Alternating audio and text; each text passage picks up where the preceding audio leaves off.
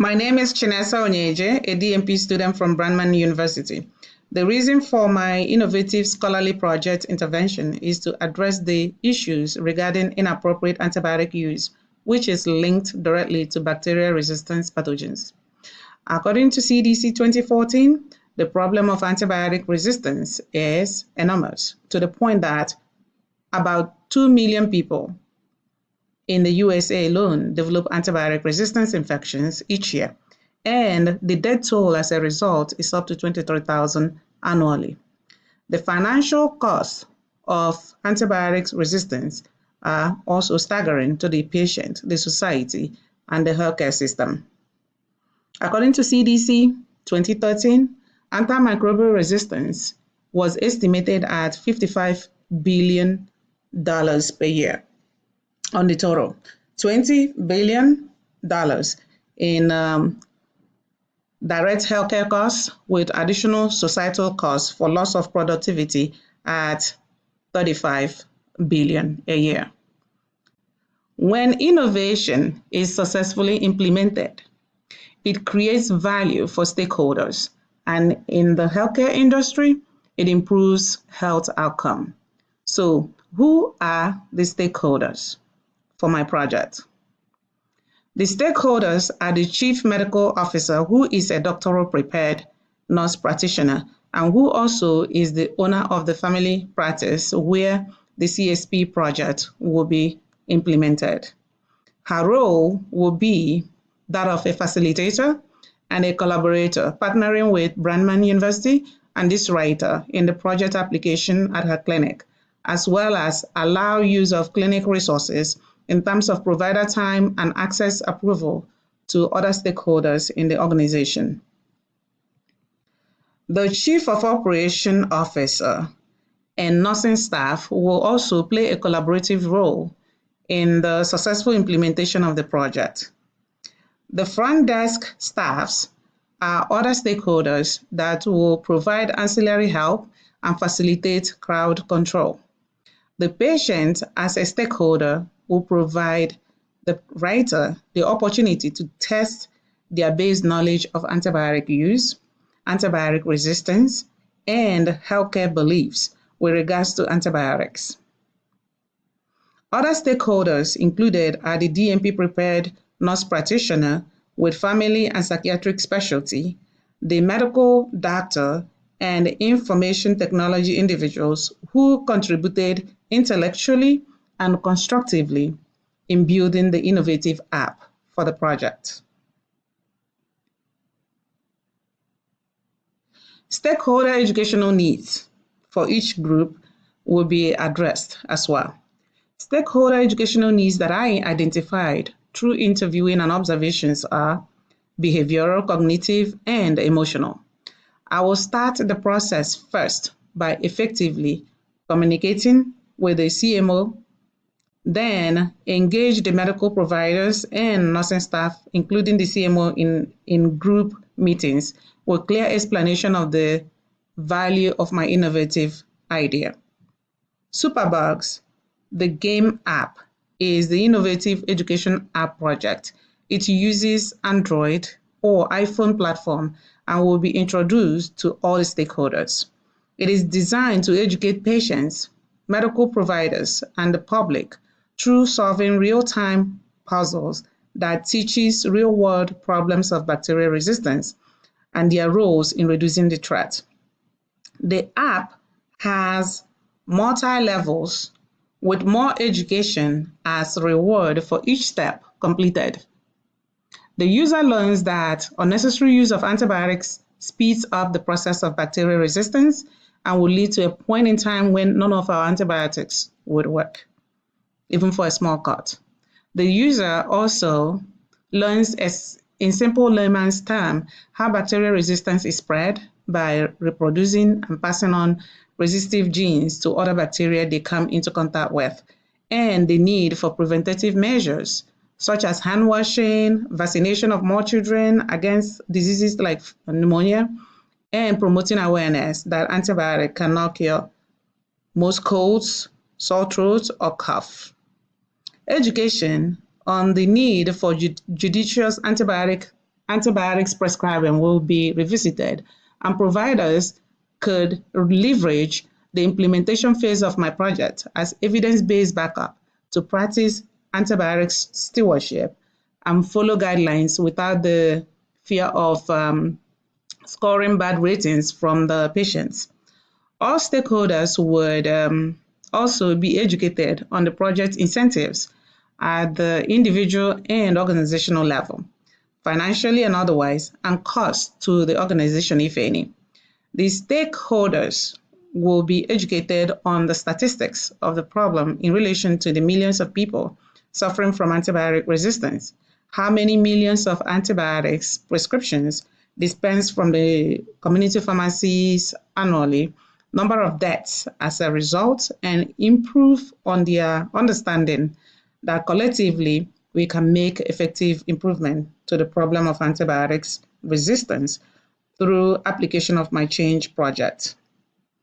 Discussion of the benefits and recognition that the project could achieve for the organization and the individuals involved in it will also be highlighted. To address the emotional aspects, the author will be open and transparent, making sure that information regarding the progress or any changes in the project is relayed to all to alleviate fear of the unknown that some stakeholders may harbor, and as well address any concerns as they arise. To the patients, faulty understanding of the concept of bacteria is a problem, and according to CDC 2014, patients' lack of knowledge and belief in antibiotics are blamed for antibiotics overuse and bacteria resistance, respectively. For patients as stakeholders, high emphasis will be placed on self-management of common cold symptoms and the importance of communicating with healthcare providers appropriately. I will also utilize cogent explanation for how antibiotics work, taking antibiotics for full prescribed duration, differences between antibiotics and as needed over-the-counter type of medication, how antibiotics does not work for viral illnesses, as well as clear explanation in layman's terms, the biological mechanism of how bacteria becomes resistant. Statistics on the death rate and millions of people suffering due to antibiotics resistance and unnecessary out-of-pocket costs for them will be part of the education. Also, the number of hospitalizations and costs of hospitalizations for antibiotic resistance would also be included. All the stakeholders will be informed of the date allocated, within 1 month for evaluation of the effectiveness of the innovative intervention project to see if adjustment is needed or whether the application has achieved a health outcome. The theoretical foundation and conceptual framework underlying my proposed CSP intervention is health belief module. Health belief module encompasses the psychological and theoretical module. Many times, it is many times used to explain behavior changes and health maintenance, more so in infectious diseases.